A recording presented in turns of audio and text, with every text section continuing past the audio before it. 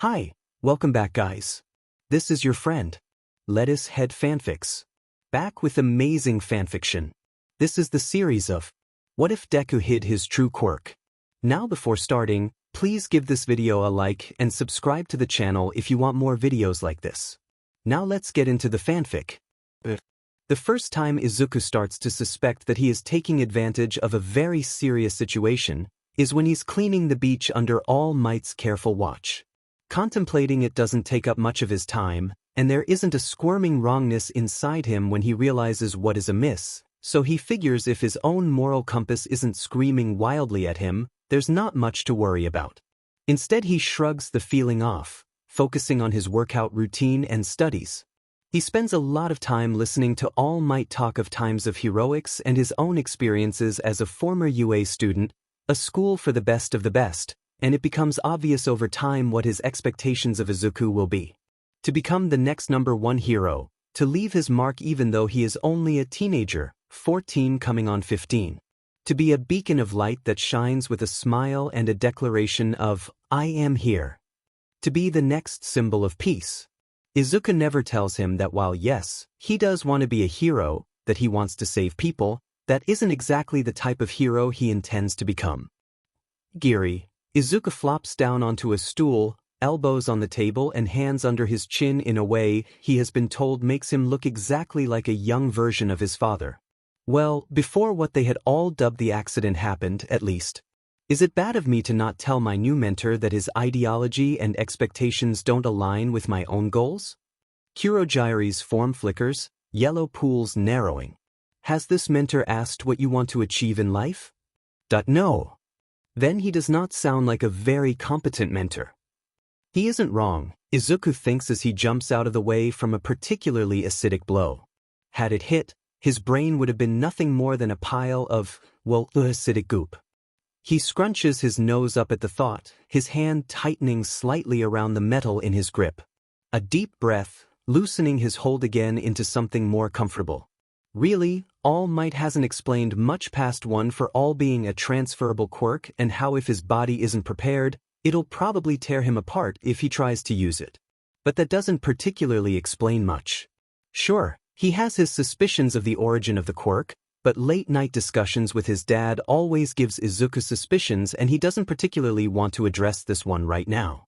It's part of why he hasn't told his dad about being offered one for all in the first place. The man can be overbearing at best and a homicidal SDST at his worst, these days at least, which is a fine improvement. The man is supposed to be on bed rest, too, as loosely as the term seems to apply to him. One mention of spending time with All Might will, predictably, result in him either A. sending out one of Dr. Garaki's latest projects in human experimentation or B. attempting to murder All Might with his own hands, again. Like it went so well the first time. The image of his dad fighting a deflated All Might life support system in hand as the two toss and tumble like old men is an amusing one. Even his suspicions on the quirk's origin doesn't explain exactly what One for All is. A transferable stockpile quirk? Yes. But what does it stockpile? Physical strength seems unlikely, though that is what All Might is making it out to be. One for All came about when quirks first started to appear. The fact All Might is the 8th holder of the quirk. Another fact. If just the physical strength of the previous holders is what was transferred, then there is no way the strength of 7 people could have given All Might that much raw, brutal power. Of course there is also All Might's own training and potential quirk to take into consideration, some form of shape-shifting that allows him to alter muscle mass and general well-being, within limitations, rather than a full-body transformation, if Izuku had to guess, and how it would have affected One for All. There are other possibilities, of course. So many Izuku has already started a notebook dedicated to the quirk. A part of him wonders if he could just take it. But no, that would be rude to All Might, and a risk he can't afford to take, especially if he were to fail. What the F-kid? Acid Quirk Man asks, before snarling and spitting acid onto Izuku's baseball bat. That was his own fault. He'd zoned out in the middle of a fight and started muttering. It doesn't stop the way his lip twitched downward. That was his favorite bat. He'd managed to get it signed by Present Mike one evening when he had accidentally run into the pro hero on his way to baseball practice, an underrated pre-Quirk era sport that fell into a rabbit hole and died when someone used a telekinetic quirk to hit the ball so far it ended up lodged in a tree 50 kilometers away, and no one could complain because the rules never said anything about quirks, and since then was never updated. It makes a very convenient excuse when any hero catches him wandering around with his trusty metal skull-crushing stick, and had a nice talk to the man about his radio show, Quirk, and just how much of a fan he was in general. He sighs, taking in acid Quirk man and thinking even as he dodges another round of acid spit. Some almost nicks the hood of his limited edition All Might jacket, almost. He really should stop wearing his favorite hero merchandise when he goes out at night. Well, he isn't particularly in the mood to hold back anymore. His greedy little gloved hands, almost always gloved to hide the scars and small holes that mean something best left unknown, itch to get a hold of one for all, to see and feel what it is like to have such a mysterious quirk flow through his veins. For now he will have to make do with pulling out his notebook to write down more of his theories. But he can't do that around Acid Quirk Man for fear of his precious notebooks being destroyed. Izuku pulls on one of the favorite quirks in his arsenal, intent on finishing things quickly now that he's decided what to do for the rest of the night. His hand is outstretched and he pulls, and the villain seems to realize just how screwed he is as he's tugged ball first towards Izuku. Being able so draw small objects to oneself is such a useful ability. Oh well, that's Acid Quirk Man's own fault for trying, and often succeeding, to lure child into his unmarked van. An anonymous message and rooftop run later has one Aizawa show Yuta staring at a twitching, unconscious criminal tied up in a dumpster. Stuck to the man's chest is all the evidence needed to sentence the man to a life in prison.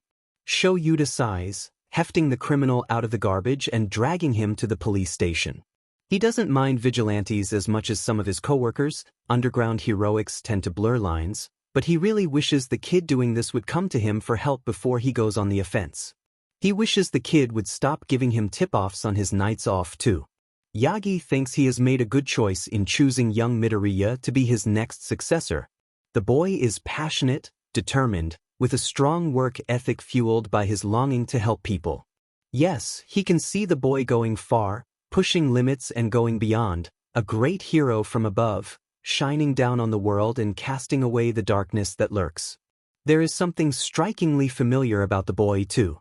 But for the life of him, Yagi cannot place what it is. Yes, Yagi thinks as young Midoriya cheers in triumphant, Takoba Municipal Beach looking cleaner than it has in years. Young Midoriya will make an astounding hero. There is a nothingness around him, a vastness that extends throughout all that he is. One would call it darkness, a void with no end. But he has no concept of darkness, of the floating state he is in. At least not yet. Years later, if asked, he will say the darkness felt rather wet and slimy, and that it had a slight green glow, almost as though his own eyes were peering back at him. I'm not saying killing Endeavor is off the table.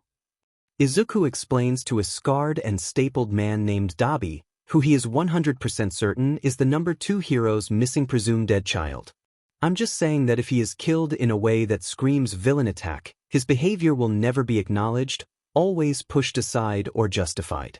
It would be much more destroying for him and hero society as a whole if, say, undeniable proof of what he's done were to be leaked on a wide-scale network. If enough people know, any attempt at a cover-up would result in a societal distrust that would fester and, with more leaks about different heroes, slowly destroy the faith the general public has in the hero system as we know it. The pause. This is all hypothetical, of course. Shoto and I are already working on it, he doesn't say. Mostly because he's pretty sure his dad is listening in through the TV, a not uncommon occurrence. The man might be retired but he still sure is nosy and preening at his plan. Best not let the man know that was just one stage one of many plans Izuku has. It's always best to be prepared, after all. Dabi is staring at him with wide eyes, mouth parted. He looks a bit like a charred goldfish. His companion, a girl with a blood-related quirk, who had tried to stab Izuku upon the start of the meeting and has been happily sipping away at a glass of his blood ever since he realized she probably needs it as sustenance and happily offered his own, is grinning from ear to ear, sharp canines and crinkled eyes. Most people would think the look is scary, villainous, but Izuku can see it for what it is. Genuine, endearing, and just that little bit insane everyone in the organization is. These two will be right at home. However, there is another man accompanying them, hunched and sharp-teethed, slim and dangerous. Formerly Stendhal. Serial killer turned hero killer. A paralysis-type quirk with unknown activation requirements. Intriguing. But this one is going to cause trouble for them. And they can't afford trouble. At least, not of this kind. He's glad Tamura asks him to help with recruitment sometimes. Something about him being good at reading people, and having an innocent baby face that resembles an anime protagonist, and so he must be good at winning people over. It can be risky, but so far the people who have come to the League have needed a place to be safe and belong. Ones like Stain don't CRP up too often, and when they do, the face mask and his natural white hair, turned green for civilian life things with the help of a quirk that, well, changes the color of one's hair, tend to throw off enough people. Tamura's argument of having a baby face is irrelevant when no one can see his face. If Tamura had been on recruiting today, he probably would have not only let Stain leave the room in one piece, but also allow him to join the League. His technically na brother and supposedly na business associate isn't the best at knowing when to not invite serial killers with a history of killing criminals into his home. It's a good thing Tamura isn't here today then. Clench your buttocks and yell smash. Izuku has a sinking feeling he is going to fail the physical aspect of the entrance exam.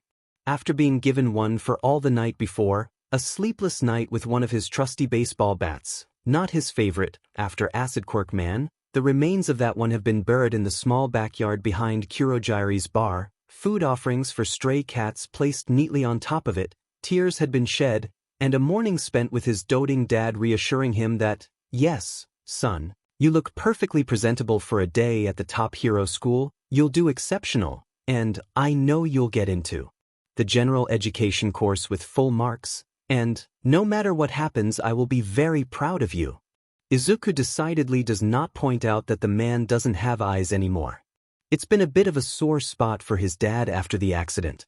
He once overheard him crying to Dr. Garaki about how he'd never get to see his son grow up. It's not like he doesn't have an abundance of sensory quirks to act as a replacement for his eyes or anything. His dad can be so dramatic at times. Izuku is pretty sure there's something more NTMT going on with his dad and the doctor, but he isn't going to push for answers.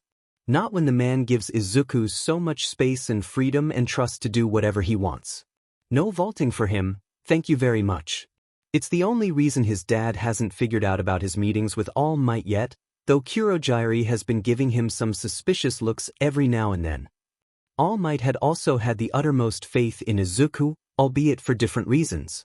Reasons Izuku is beginning to think were just the hero's own narrow-mindedness, if the robot's reigning terror on student hopefuls is anything to go by. Not only is this test so obviously setting up anyone with a non-destructive quirk for failure, Izuku notes with dismay that there are no pro-heroes on standby close by if any accidents were to happen. Surely, with a bunch of panicking and desperate teenagers running amok in a simulated city with quirks and robot parts flying every which way, incidents are expected to occur. Incidents such as a student being trapped underneath rubble as what has to be the zero-pointer closes in on her.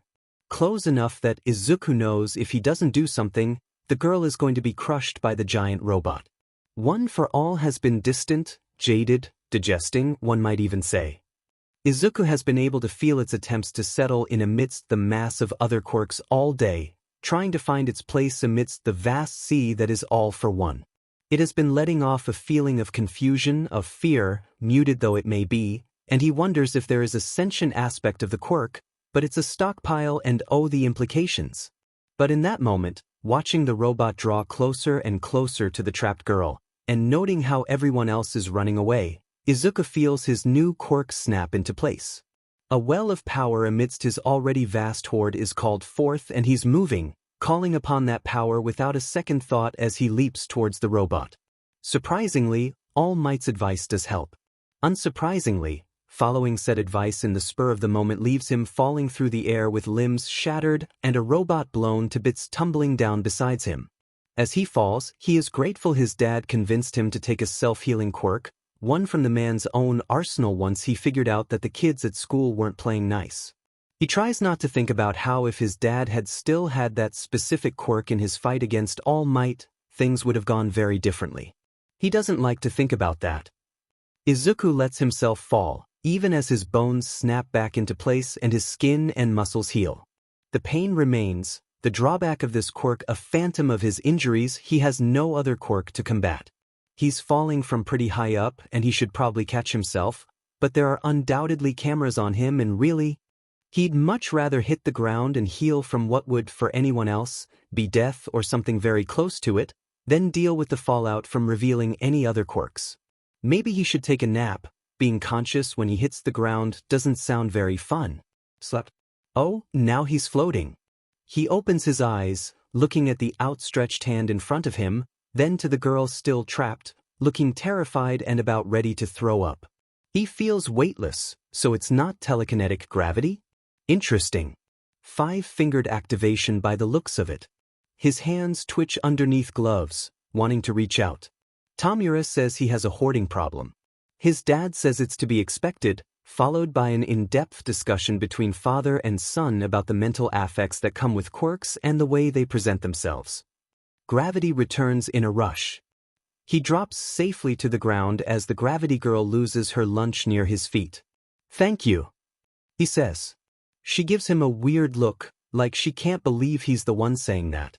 Izuku is itching to talk to his dad about the physical test for the hero course entrance exam. To pick it apart piece by piece and learn more about the evolution of the hero school system. Having a parent that's over 200 years old has to have some perks, right?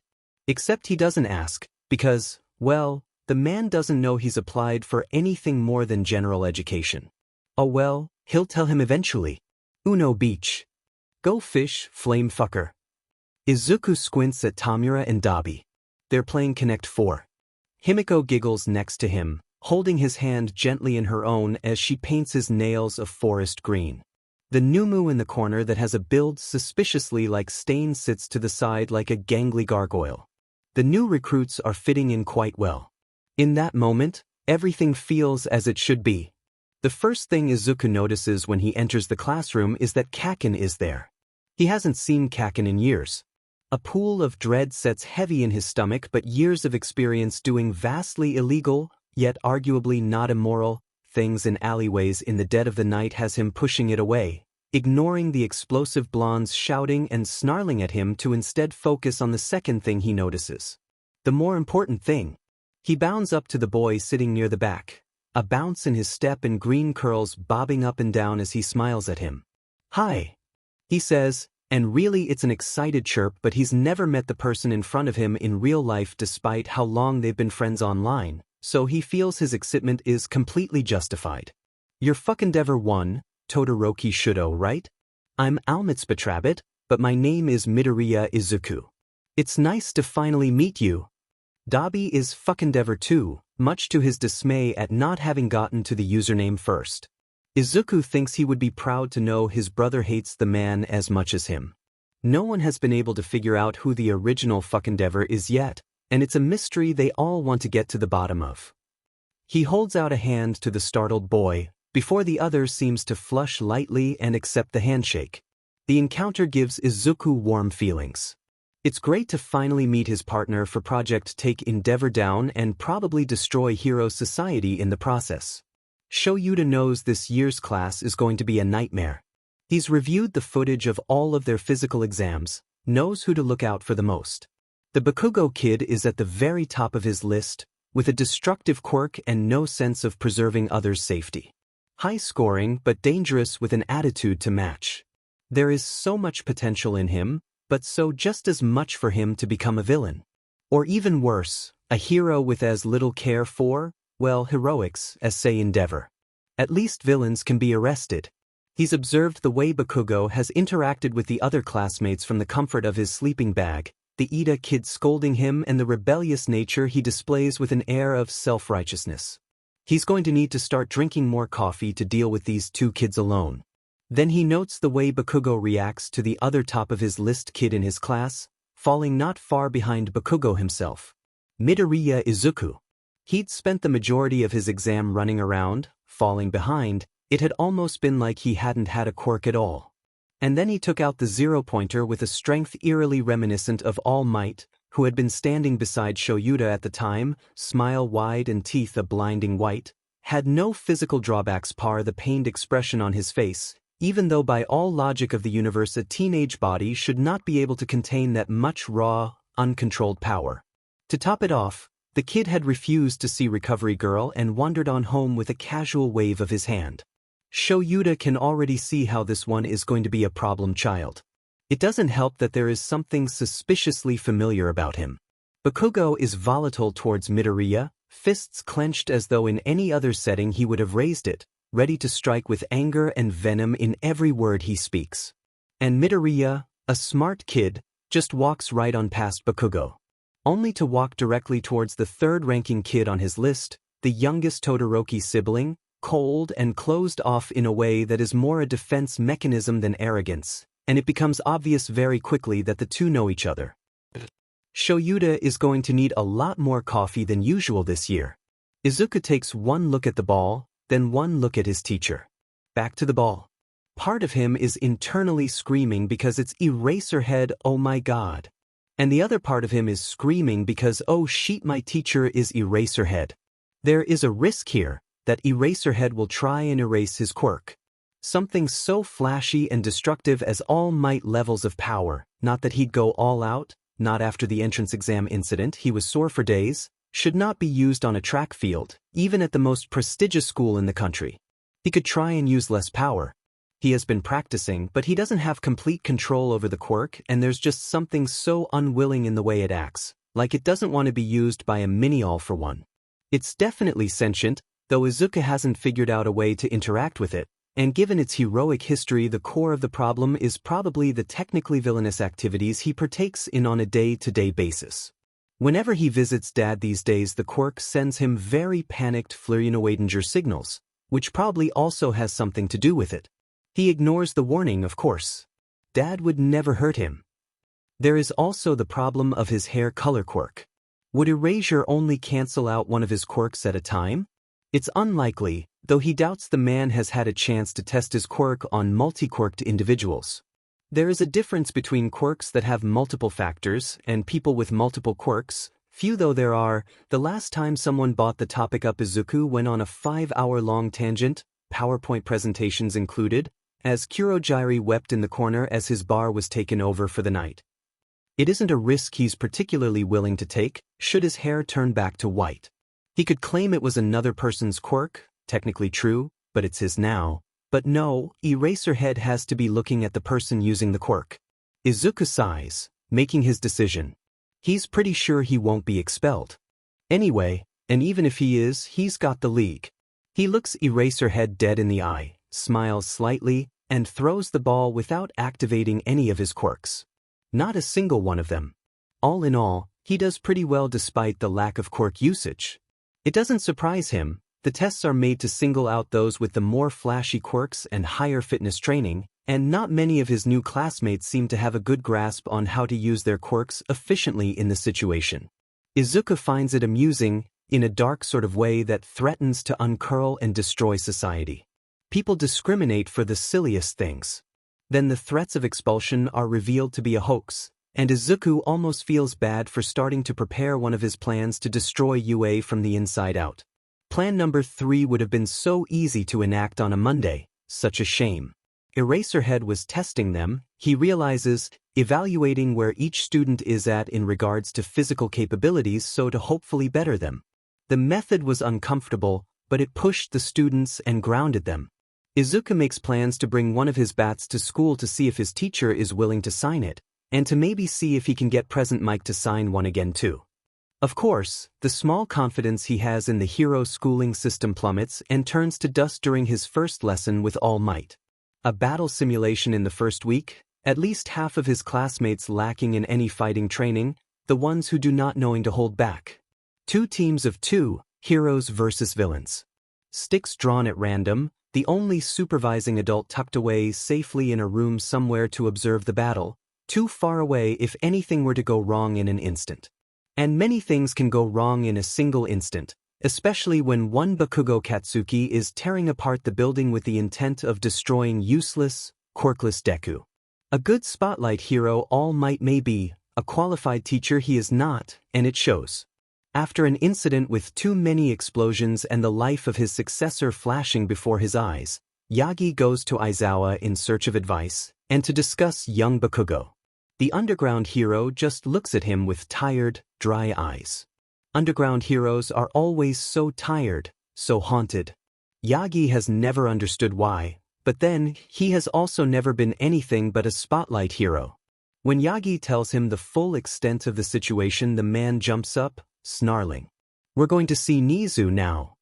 The 3 end up discussing the young Bakugo and Midoriya situation, and while Yagi doesn't completely understand where the line is drawn between rivalry and bullying in this instant, he begins to realize that he has mishandled the situation. As they discuss plans, teaching methods and resources for him to go over, it starts to occur to him that he has perhaps mishandled the way he has been mentoring young Midoriya, too. He'll have to make it up to the boy, do better. Plus Ultra. Izuku, Dabi starts. Can I have your help with something? Izuku perks up. Sure. What is it? I want to burn down Endeavor's favorite noodle bar without it looking like I did it. Is it insured? Yes. We need to make sure no one is there when we do it. It's been closed since 9, and no one should be there until mid-morning. Izuku looks to the clock on the wall, reading 1 o'clock. In the morning, of course. Sleep is for those who don't juggle double lives and have crippling coffee addictions. Okay, let's go. Himiko pipes up from behind them. I'm coming too. That was some explosion. It was a controlled explosion. It was pretty, just like Aiza's blood. That morning at school, Shoto pulls Izuku into a hug with a string of thank you, thank you, thank you, thank you, thank you. Cool, calm and collected as always, of course. Shoyuta is pretty sure the number 2 on his list of problem children is the vigilante potential villain known as Hoarder, a name the kid himself had given him in a moment of panic when Shoyuta had asked, and then proceeded to regret having said, too bad for the brat that it stuck. He's had a few encounters with the kid, excluding the tip-offs to some of the villains he's been working on catching. Never seen the kid's face, always hooded and masked, but the stature and voice are similar enough for him to look closer at Midoriya. It could also be the baseball bat the problem child is holding out to him, asking him shyly if he'd be willing to sign it with an explanation of, "Present Mike signed my last one, and it got destroyed when I was, playing baseball with some friends, yeah, that. And I'm planning on asking him again too, but that seems a bit ungrateful, but I also thought that you might be willing to sign it? You've been a really good teacher so far and dash. Midoriya is a terrible liar, Shoyuta notes. That doesn't change how excited the kid is, nor the admiration for his teacher that shines in his eyes like stars. It makes something in Shoyuta feel uncomfortable. Most of the brats in his class are cautious and intimidated, whereas the problem child seems to know exactly what goes on in his mind, is able to see him. It's disconcerting, but also warming, to know he has this kid's trust. It's almost like Midoriya knows him. Almost like he might be Hoarder. The behaviors of the 2 are similar as well. It isn't a theory to discount. Except Hoarder's quirk isn't a strength enhancer. Izuku opens his eyes to avoid, his form nothing more than human-shaped mist. There are dark figures around him, 7 solid and 1 flickering in and out of view. They each have a range of expressions on their faces, some more hostile than others. The 7th one in the line, a woman with a cape, just looks sad. The first moves towards him, his expression the kindest of them all. So you're my brother's son? Izuku opens his mouth to speak, to say in automatic, it's more complicated than that, but the words don't come out. He doesn't have a mouth when he is nothing but fog in a world of dreams. Instead he just nods, and the first is smiling. It's a wistful smile. You seem to be good for him. He's calmed down a lot. Less vaults. One of the other figures snorts. It isn't a happy sound. The first ignores them, continuing, "I'm glad to finally meet my nephew." He wakes up and he is 4. It's a strange feeling, waking up and being 4. There is knowledge in his mind but no memories, nothing that makes him anything but a blank slate, nothing that ever says he was 3, 2 or 1 even though he knows they surely must have come before 4. He knows how to count, how to talk and walk, though his feet are unsteady as he tries to waddle his way over to the man in a suit. And how does he know what a suit is? There are many big tanks surrounding him, towering over the small one he has been taken out of. He is insignificant when faced with such big tanks and the monsters they house.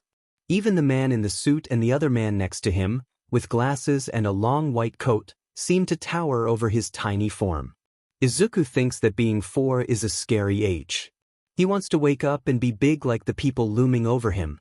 He also wants to go back into his little tank, where it is safe and dark and he doesn't have to be anything again. Izuku wakes up with tears in his eyes and the feeling of one for all opening itself up to all for one in completion. He was right, the quirk isn't a stockpile of strength, but of quirks and experiences manifesting as vestiges. Maybe even souls. How fascinating. It's still dark out, so he pulls himself out of bed, grasping mindlessly for the lamp SWs near his desk. Once the light flickers on, he pulls out his notebook dedicated to one for all, takes a pen in his hands, unloved in the safety of his own home, and only then, and he writes. Later, he will stumble down the stairs into the bar, his school uniform thrown on in a rush and tie half falling off his collar. Kurogiri will hand him his morning coffee to go, double shot, with a fond ruffle of his hair and a, "Have a good day," as Izuku runs out the door in a desperate attempt to get to school on time. He loves his family. In one universe, the USJ incident is a disaster. Blood is shed and children are traumatized by a group of villains set on destroying All Might. Eraserhead is brought to near death protecting his class, and All Might swoops in at the last minute to save the day, facing off against a monster designed for the sole purpose of destroying the weakened symbol of peace and, pushing beyond his limits, winning. This is not that universe. In this universe, as soon as Tamura steps out of the portal, sees the green mop of hair that has become the trademark of Izuku's civilian disguise, and realizes exactly who is with the heroes in training, he turns to Kurogiri and declares they're going home. He'd rather play video games than beat up a bunch of shitty low-level hero students, anyway. Tensions are high after the strange encounter. What was undoubtedly a horde of villains appearing, then leaving just as quickly, will do that to a group of teens and their pro-hero teachers. The kids are mostly confused, cautious and fearful. The only exceptions are Midoriya and Todoroki, Shoto notes. Midoriya looks more exasperated than anything, and Todoroki seems to be amused at whatever the green-haired gremlin is showing him on his phone. It hasn't gone unnoticed to him that what seemed to be the leader of the villains took one look at Problem Child 2, who is quickly becoming Problem Child 1, and decided that whatever plan he had wasn't worth it. At least, that's what it looks like at surface level. The villains have a warp user, however, and that means they could come back at any moment. It doesn't ease any of the tension Shoyuta is feeling. Today has been a mess. Then Midoriya is moving towards him, voice low and hesitant once he is out of everyone's, for the most part, earshot. "Aizawa-sensei," he says, "they aren't coming back." And Shoyuta lets himself believe the kid. Super Handyman 64. What? Super Handyman 64. What the fuck, Aizu? There is a perfectly reasonable explanation. All Might offered to give me one for all and it sent me down a right and just path of heroics, with the promise of becoming the next symbol of peace, smiley face. Super Handyman 64. What? Super Handyman 64. The Super Handyman 64, actual. Super Handyman 64, F dash? Winky face. Super Handyman 64, don't winky face me you little sheet. Super Handyman 64, I'm telling sensei. I guess that's fair. When the qualified authorities come to investigate the incident, Eraserhead doesn't mention Izuku's obvious connection with the villains with mysterious motives. Really? If Izuku has to guess, someone probably just got bored and wanted to snoop at UA, he should probably start talking about school more at home, to anyone. even All Might when the hero comes raging through with an air of righteous fury and a determined set to his smile. Izuku is grateful for the man's silence. Not so much for the "you will be explaining this later" problem child glare the underground hero is sending in his direction every so often. He's already going to have to explain everything to the League, not to mention his dad, though he supposes it was only a matter of time. Shoto is sticking to his side, radiating ice-cold protectiveness from every angle, daring anyone to come anywhere near him. It's mighty suspicious, but fortunately the investigators are too busy being baffled by the villain's actions to notice anything amiss with the students. The bus ride back to the school is filled with a quiet saturating the air that stems from unease. It doesn't matter, Izuku has a cool shoulder to rest his head on despite the bus full of warm teenagers, and decides that this is the perfect opportunity to get some sleep. He doesn't hear the coos and dias from the rest of his class on the journey back, nor does he get to see the way Shoto starts smoking next to him. Eraserhead stops him as he is leaving for the day, requesting to stay back for a moment. Izuku gives Shoto a reassuring smile and a nudge out the door when it looks like the boy is preparing himself to try and take on their teacher or make a run for it with Izuku tucked safely in his arms. It's sweet of him. When it's just the two of them, Izuku shuts the classroom door and shifts nervously to sit on a desk near his teacher. Said teacher is massaging his temples, looking for all intent and purposes like he wants to curl up and sleep then and there. Problem child, care to explain? Izuku sighs, slowly pulling off his gloves. The precaution if things go badly. But also a comfort, a sign of tentative trust. Izuku has never been fond of lying to the people he likes, and, though their actual interactions are few and far between, Eraserhead does fall under that category. The movement isn't discreet. He knows Eraserhead is paying rapt attention despite looking like he's about to pass out on his feet. The man always looks like that. Maybe he should start bringing an extra coffee to school with him. He's sure the teacher would appreciate Kurogiri's coffee. It's the best diamond coffee ever. That is, if things don't soon become a massive mess that leads to him having to leave school forever and go into hiding. Eraserhead moves his head upwards with a frown as Izuku contemplates how to answer. What to tell, what not to tell. He is aware that, for anyone with the standard good and evil mentality, his life is a disturbing mess, that it would be easily justified to have him locked away somewhere, be experimented on, or to be put down. He isn't like others, he isn't really like the rest of the League either, or even his dad. None of it is something he can easily put into words. Eventually he decides on, it's complicated. This time Eraserhead is letting out a sigh, long and tired. His eyes move back down to take in Izuku again. The next question he asks surprises Izuku. It had never occurred to him that his teacher might think, "Are you safe?" "Of course I am," Izuku says, wincing at how quickly his own words came out. That probably looks suspicious. He takes a deep breath. "I am really. And they're, well, not technically good people, but they aren't evil, they'd never hurt me. Or anyone who doesn't deserve it in some way. They're people who are hurting and who society has kicked out." Then quieter, "They're my people." It is of course at that moment that a suspiciously familiar purple mist forms behind him, pulling him further and further into it with urgency. A startled shout of his name is heard, he feels a hand grasp his own and suddenly both Izuku and his favorite teacher are falling through a portal into a very familiar bar. Today, he decides, has not gone according to plan. In fact, any plans he had for the day have been side-railed and toppled over each other like two freight trains colliding at full speed on a single rail. Shoyuta is really wishing he hadn't gotten out of bed that morning. Wishing he hadn't decided to follow through with Hisashi's excellent idea of becoming teachers together some years ago, too. In fact, he might be starting to wish he'd never decided to become a hero in the first place. This day has been an absolute disaster. And now here he is, surrounded by agitated villains in a, rather nice, he has to admit, bar located God knows where, with his now #1 problem child. The kid has shot so far above Bakugo in the last few hours, Shoyuta would cry if he didn't have dry eye. Midoriya has reached problem child with capital letters, status. Given their wide eyes and combat-ready stances, it's safe to assume they didn't think he'd fall through the warp gate with Midoriya. He pulls himself up, placing himself between his student and the villains, readying for the inevitable fight and escape attempt that is about to take place. Priority 1. Keep the problem child safe. Then get them both out of here. Except Midoriya is probably part of their group, probably won't come along willingly. The odds of getting out of this alive and, relatively, unharmed. It's not looking good. Especially if his hunch is right and Midoriya is hoarder. Kurogyri.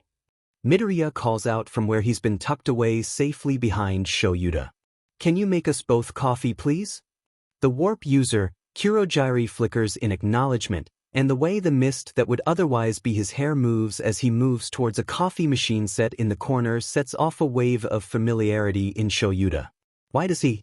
Midoriya pats him on the shoulder with his elbow, a strange choice, but the problem child is always wearing his gloves and he isn't now, so it might be something Quirk related. Don't worry, problem child says before addressing the room full of villains. Everyone, this is my teacher, Aizawa-sensei. Please don't attack him, and Himiko-chan, I can see that knife. Remember, if you're hungry you can always help yourself to my blood, and you can always ask other people in the league, just dash.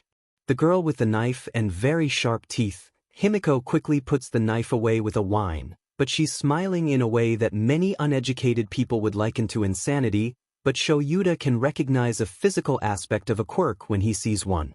Though her eyes do seem a bit unhinged. Just make sure their blood is clean first. Himiko finishes, sing-song, like they've had this conversation many times before, as she wraps her arms around Midoriya like one might their favorite teddy bear, clinging like a sloth to a tree. Midoriya doesn't seem to mind, and the action seems to set the rest of the villains at ease. Shoto realizes that he might have a chance to escape if they're letting their guard down. It will be a slim one, but it's there. But he thinks about the girl clinging to his student, one with a quirk that probably makes her need human blood to live. And then he looks around the room, taking in burnt flesh and guarded eyes, and someone in the corner, unresponsive with half of their brain exposed he is decidedly not looking too closely at, and realizes that he has seen this before. He's an underground hero. Of course he's seen this before, the way society treats people who are different, with fear and hate and violence, only to call it heroic. It's decided. He isn't going to try and escape. However, is it okay if I call my husband to let him know I'll be home late? He always lets Hisashi know when he'll be home late. Problem child nods at him. Of course. In any other situation, Shoto would have called the kid too trusting. But the way his eyes glow a faint green in the bar's warm low lighting, soft yet calculative and knowing, tells him that really isn't the case. There's something dangerous and powerful lurking under the problem child's skin, and the kid Dimon well knows it. There's something familiar about the professional hero who had been pulled through the warp with Izuku. Kurogyri ponders on this as he prepares the requested coffees, then a cup of green tea for himself. Something is tugging at his mind, in that way that things from before Sensei have a tendency to sneak up on him, on occasion. He shakes the feeling away. Who he once was does not matter, not when he has coffee to make and trouble-making charges to look after. Today has been a mess. But he would expect nothing less from the league. So, Izuku starts with a smile that doesn't quite reach his eyes. Whose idea was attacking the USJ? He doesn't say the, I'm not mad, just disappointed, line, but it weighs heavily in the air anyway. Tamura and Dabi look to each other, then to Himiko, who sends a pointed look back at the two while snuggling further into Izuku's chest. Izuku raises an eyebrow. All of you? Himiko is the first to confess. I just wanted to sneak in and see what your school was like, Aizu. You never tell us anything about it, and I figured getting blood from a hero student would be fun. Her grin widens. These two came up with the distraction idea. Dabi just shrugs. I just said we'd need to make sure no heroes were around to notice the SWH. And I figured, Tamura starts, and at least he looks a little ashamed, that we could take out a couple of mini-bosses along the way. And the Numu and horde of villains that joined you? Sensei said that we should go big or go home dash. Right, of course he did, and that All Might was supposed to be there. He gave us the NPCs and that freaky half-brother of yours. Why do you always call them that? Izuku mumbles through the palms of his hands. He can't quite remember when in the explanation his hands had made their way to his head, but he isn't too inclined to move them.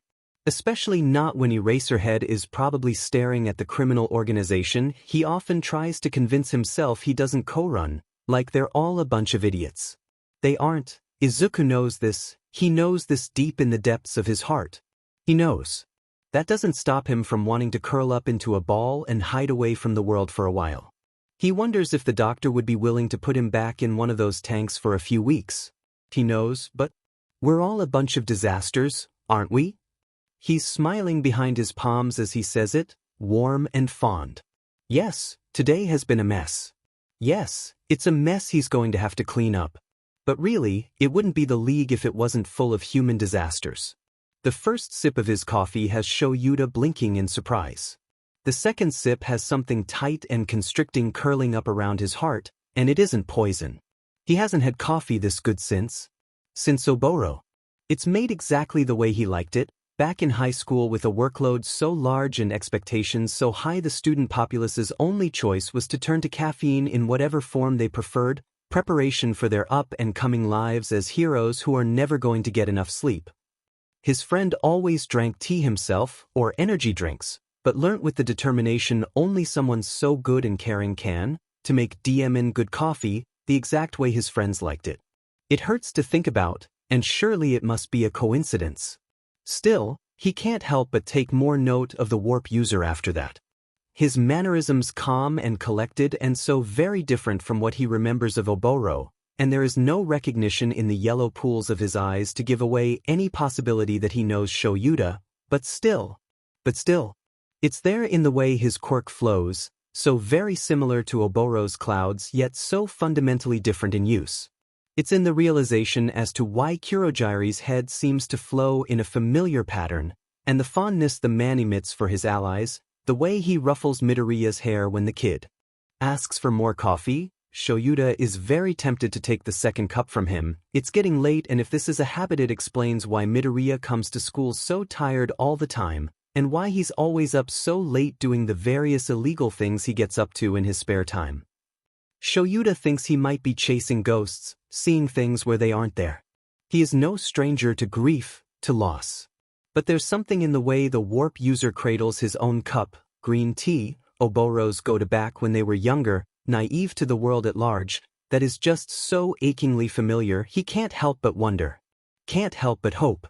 It takes longer than expected, but eventually Izuku's phone buzzes. A quick look tells him it's exactly who he thinks it is, and with a quick reassurance to his teacher and a reminder to the League not to attack the man, he steps through a warp set to take him exactly where he needs to go. Eraserhead seems to be taking being surrounded by villains surprisingly well, excluding the weird, curious looks he's been giving Kurogiri every now and then. Izuku makes a mental note to look into that later. One impending disaster of a confrontation at a time. He steps out of the portal and into the dimly lit labs. Numu experiments surround him in stasis, their tanks giving off a green glow, one of the few light sources in the whole room. Izuku always thought that darkness was counterproductive, but Dr. Garaki and his dad seem to get on okay with their work, so he doesn't comment on it. There's a figure sitting in a comfortable chair, hooked up to so much life support that it must surely be impossible not to tangle all the wires and tubes. His dad can get along okay for a time without most of his life support, but that doesn't mean he should. Hi Dad. Hello Izuku. All for One says. There's the pressure of One for All screaming for him to get away. Izuku had hoped that would stop after his, albeit one-sided, conversation with his uncle. Well, maybe his dad isn't going to jump right into things. Maybe he'll. How is studying at UA going? Straight to the matter at hand, it seems. That's fine. There's a small part of Izuku that's worried about how his dad will react to him having One for All, that this will be the thing that separates Izuku from the man that is, very, very technically, not his father. That this will be the thing that makes his dad realize he's nothing more than a defective copy. No, they've had conversations about those insecurities before. There is nothing to worry about. His dad loves him very much. Well then, he supposes it's time to rip off the band-aid and reveal the untreated mess and broken bones beneath. Hypothetically, of course, all the bones he's broken with One for All have already healed. The hero course has been going great for the most part. It was really looking like I wasn't going to make it in because of the physical exam, but one for all activated in time and I managed to get in with rescue points, which seems a bit silly given that no one would have had any prior training in rescue, but anyway. Most of the teachers there are great, Aizawa-sensei especially, but I might be biased. He cares about his students, even if he pretends not to. He's like a grumpy caterpillar, and he doesn't seem too bothered with the league at the moment. I know you know he's in the bar, but that could change if they're unsupervised with him for too long. I've told you about him before, when I've run into Eraserhead. He even signed one of my bats. His dad chuckles, gesturing for Izuku to come closer. Izuku does, and is rewarded with a scarred hand gently ruffling his hair. I'm glad you are enjoying yourself. But I was under the impression you were applying for the general education course? The hand stills, and Izuku is pretty sure if his dad still had eyes, the man would be blinking rapidly. Did you say one for all? That's genuine surprise. Tamura mustn't have told Dad about that. Izuku decides that's probably a good thing. Best to break the news himself. Yeah, All Might gave me one for all. He explains, as though it's common for his dad's greatest enemy to go around giving villainous kids his all-powerful quirk. He what? Oh no, his dad looks stricken now. Horrified. Betrayed. Best fix that. Not to use me against you, Izuku reassures. He actually never mentioned you when he was mentoring me, so it never came up. He never mentioned me. Izuku pats his dad's arms reassuringly when he feels them tense up. He gave one for all to a child, not bothering to warn you about my existence. He thinks you're dead. Izuku points out. It feels weird trying to defend the #1 hero these days. It probably shouldn't, but never meet your idols and all that. That doesn't matter and I know you know it. He knows I have had 200 years to gather allies who would be more than happy to continue my work long after I'm gone, and he didn't warn you at all? Nope. He pops the P. I think he figured, since you were gone, it would be safe to pick out a teenager and train them to be the next symbol of peace. Of course he'd want a mini-him going around, the idiot. The sigh. Why on earth did he choose you then? I can't imagine he'd have spent much time with you before realizing something strange was going on. You are a terrible liar. Izuku can't help but grin a little. The thing is, he never asked. About anything really. He isn't a very good mentor. I should hope not. The big bad all for one pulls Izuku closer with the assistance of some tentacles, a rather useful quirk for him these days. Izuku is held close to his chest, and he gently wraps his arms around his dad. I'm glad it's you.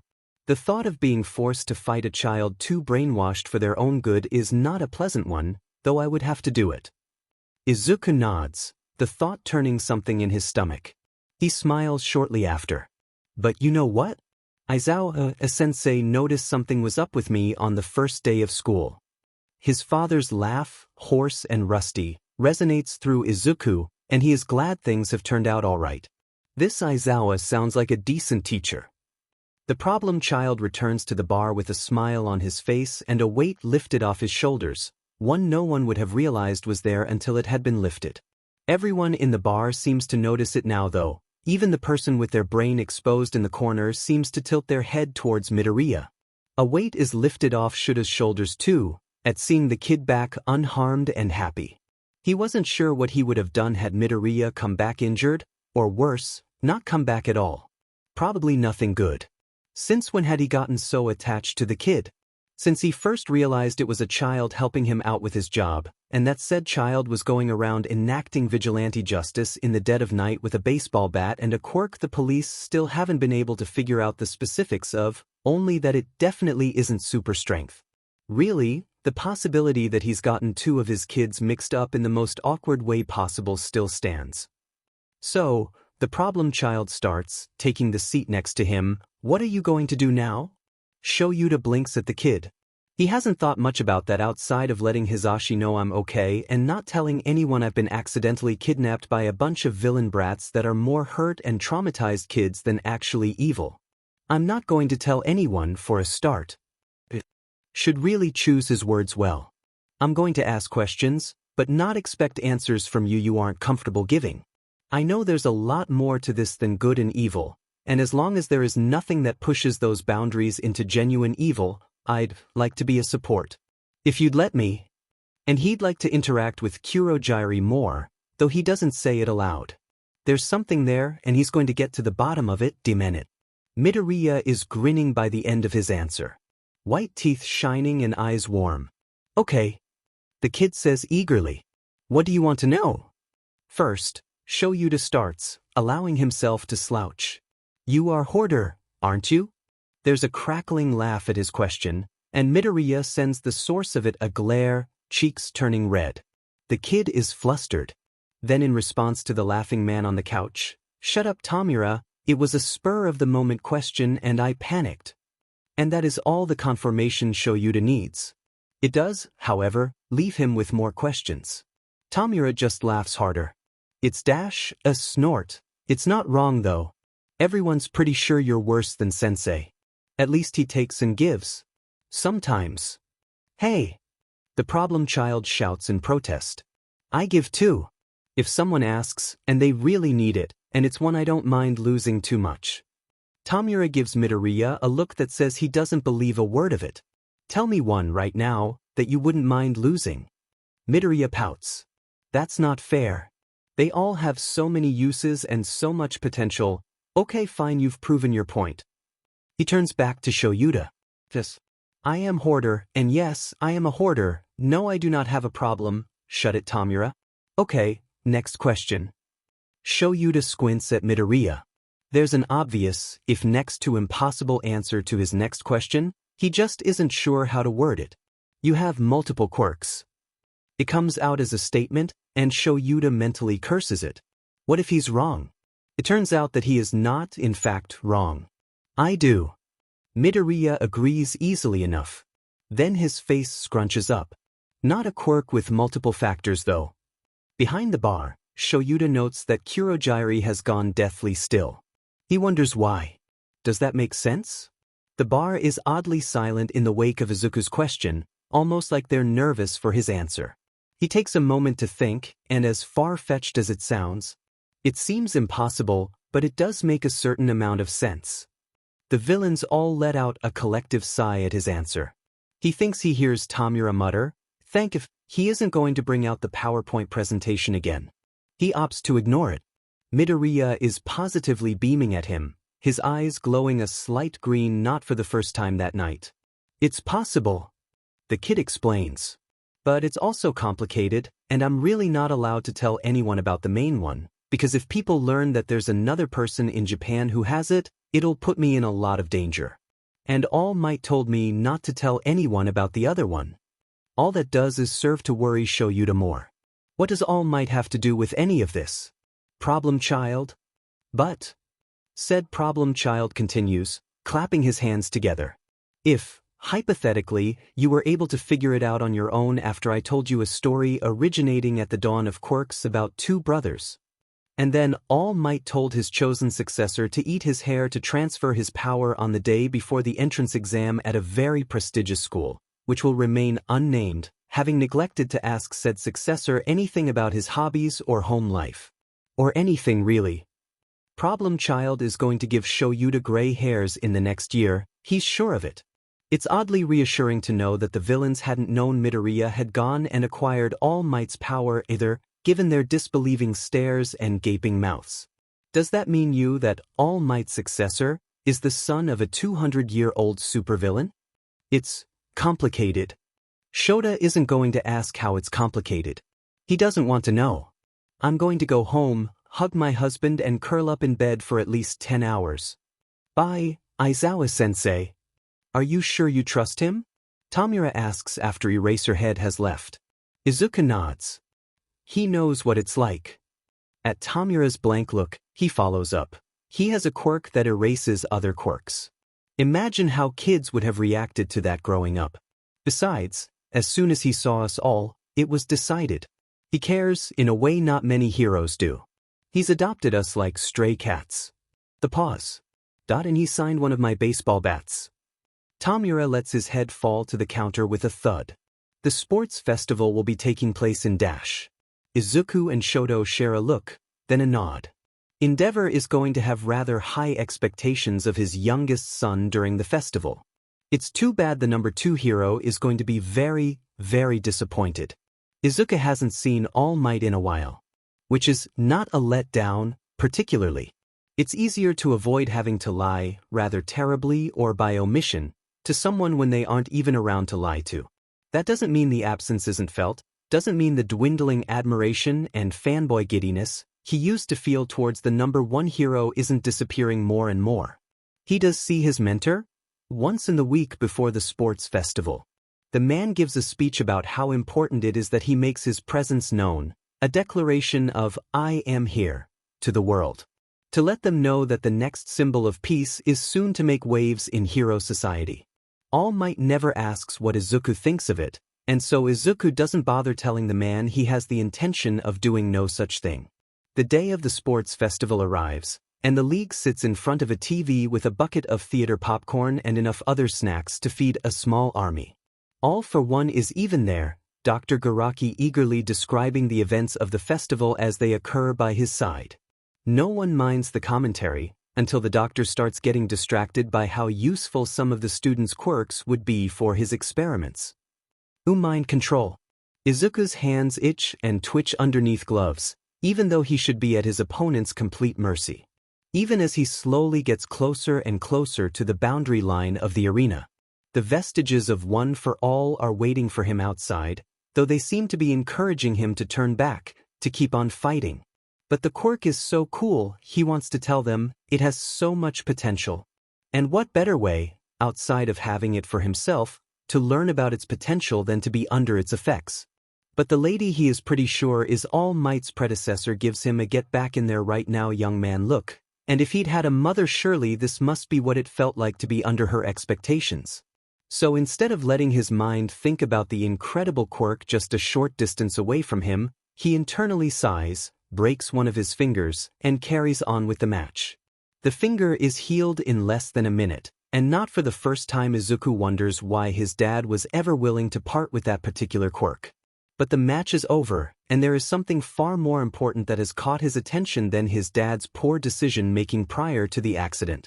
That was so cool, he says to one Shinso Hitoshi with stars in his eyes. Can you do that to me again sometime?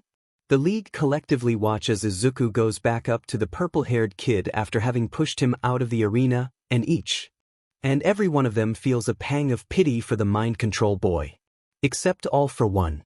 He can't wait for his son to come and discuss the quirk with him. The two sit opposite each other in the center of the arena. Izuku shuffles the cards, and Shoto gives him friend an icy look opposite him. The cards are dealt, the arena is silent. Confused. Disappointed.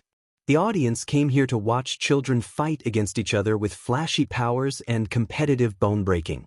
Not whatever this is. Up in the commentator stand, Shoyuta buries his head in his hands with a mutter of "problem children," as Hizashi, never losing enthusiasm, commentates what is happening below. 21 exactly. Izuku declares, throwing his arms up in the air. I win. Shoto, cool and stoic as ever, walks out of the ring. The cameras manage to miss the slight smile tugging his lips upwards. Well, that was something. Neither of them would do anything to hurt each other. Dabi explains. Shoto would probably freeze himself to death and take out half the stadium with him before even thinking about it. Izuku takes one look at a fuming, snarling Bakugo, turns around and walks right back out of the arena. He has no intention of fighting his childhood bully on live TV. The man in the suit and the doctor take him to a place called preschool.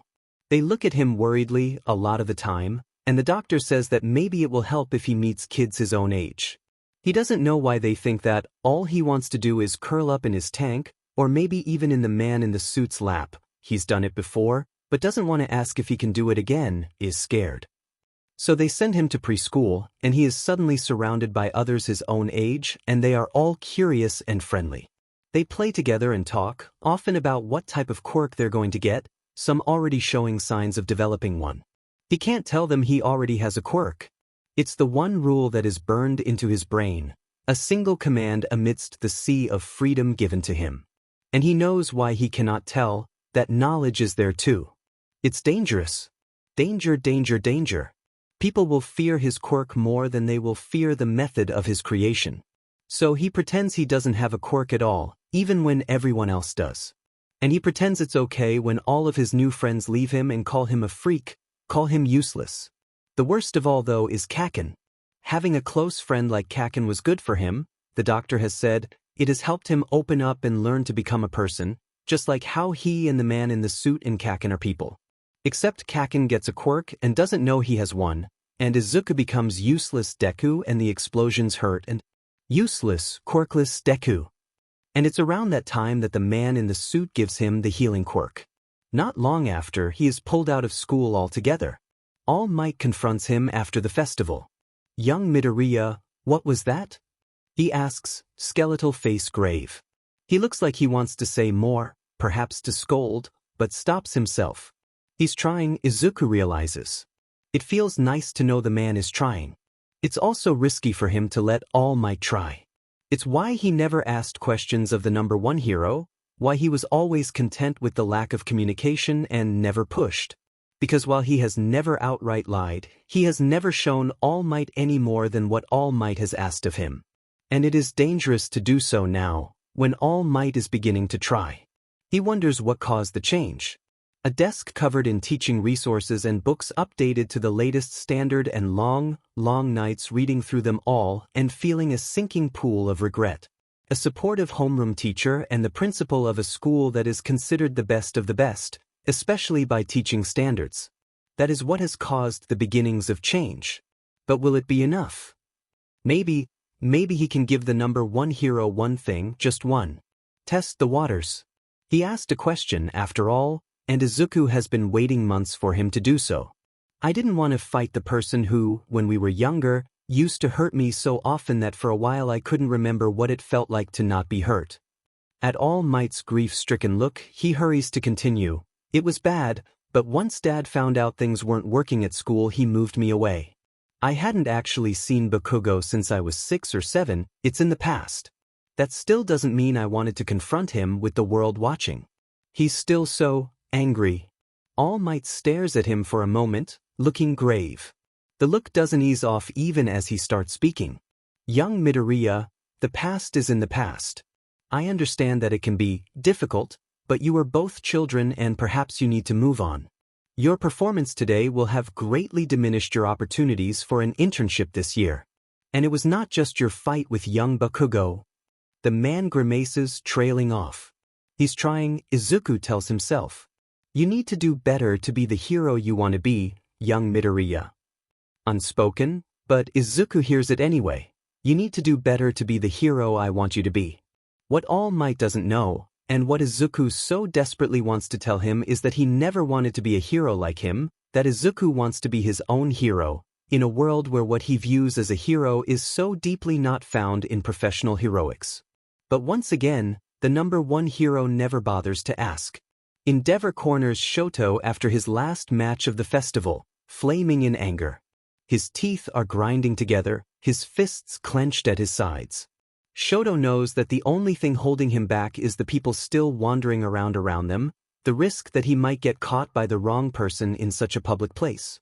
I'm done, Shoto says, turning his back on his father despite his mind screaming at him that doing so is dangerous, and he walks into the crowd. Then through the welcoming mist of a familiar void. That night, he doesn't return to the Todoroki residence. Nor the next, nor the next. Problem child, Shoyuta addresses, days later. Todoroki Shoto has been officially reported as missing. The classroom is, once again, empty at the end of the day. Do you know where Todoroki is? I do. Midoriya agrees easily enough. We had to enact an emergency phase of Project Take Endeavor down, which has thrown things a bit off track, but we should still have enough evidence to go through with Phase 1. It wasn't safe for Shoto to go home anymore. Well, it never was to begin with, but if he had gone home after what we did at the sports festival. Shoyuta has had his suspicions, but to have it confirmed so outright when previously the two had been tight-lipped about it is worrying. Why tell me now? Rather than before it got to this point, doesn't need to be said. Midoriya smiles, and it's something sad. Because it wasn't something I had the right to tell, But Shoto said it was okay for you to know now. He was worried you'd try to do something about it, even though going against Endeavor wouldn't work legally. And DMN it all if the problem child isn't right. He wouldn't have had a chance to get a word in against Endeavor, let alone pursue allegations of domestic violence. The man is the number 2 hero. What's one family's suffering in comparison to his, quite literal, firepower? It makes Shoyuta angry, a deep and dark thing that makes him want to watch something burn. The irony is not lost on him.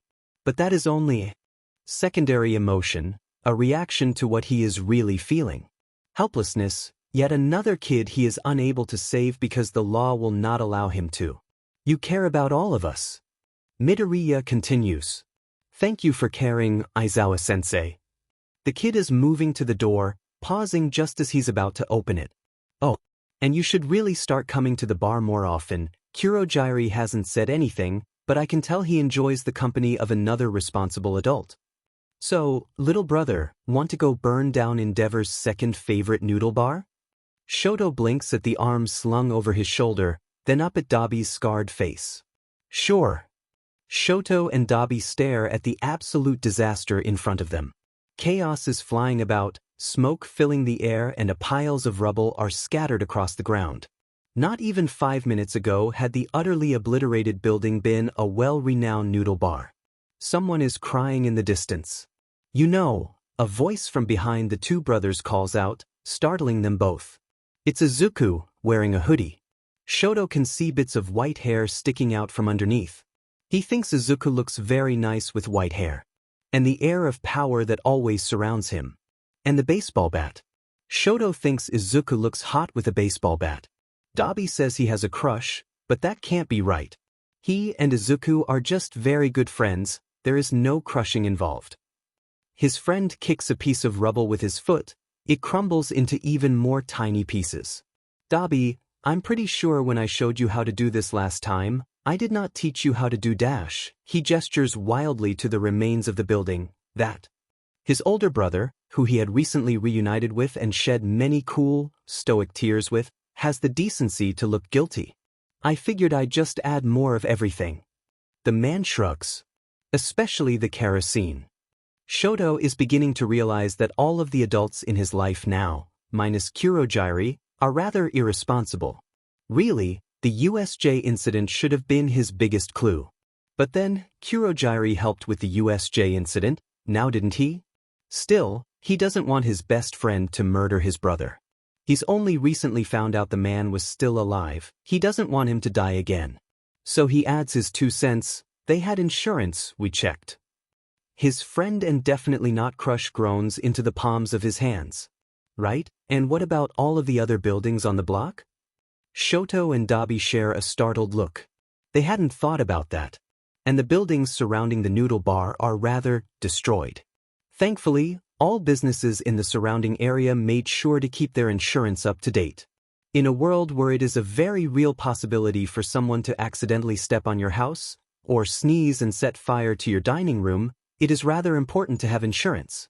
The government certainly doesn't pay for support. We need to get out of here. Izuku continues. Especially you, Shoto, if someone sees you. Shoto nods, and allows Izuku's gloved hand to intertwine with his own before his friend makes a run for it with him in tow. Dabi watches the two teens run off, hand in hand, for a moment in amusement before he starts to run after them. Being caught at a crime scene like that would be a very, very bad idea. He hates to admit he probably should have followed Izuku's instructions from last time. Not that he'll never tell the kid that. He hadn't meant for the explosion to make such a boom. Hoops. Yagi knows, to an extent, where he's gone wrong. He knows his interactions with young Midoriya have been at first negligent, then misinformed. And then there was the sports festival. What a mess that had been. He'd said the wrong thing again, he's sure of it. Now with young Todoroki missing, his father's furious search, and the sinking realization that the boy might have been taken, All Might knows he needs to do something. Villains are coming out more and more, the strange occurrence at the USJ and the somehow even more baffling bombings further proving that, noodle bars, why? The world needs a symbol of peace. He needs young Midoriya to realize that, to realize just how dire the situation is. He needs the boy to be prepared. More than anything, he needs the boy to be ready to face whatever comes out of the shadows. What are they doing? Tamura asks, pointing towards the brothers hovering over a laptop, the eldest typing furiously and the youngest pointing at the screen every few seconds. Izuku sips at his coffee.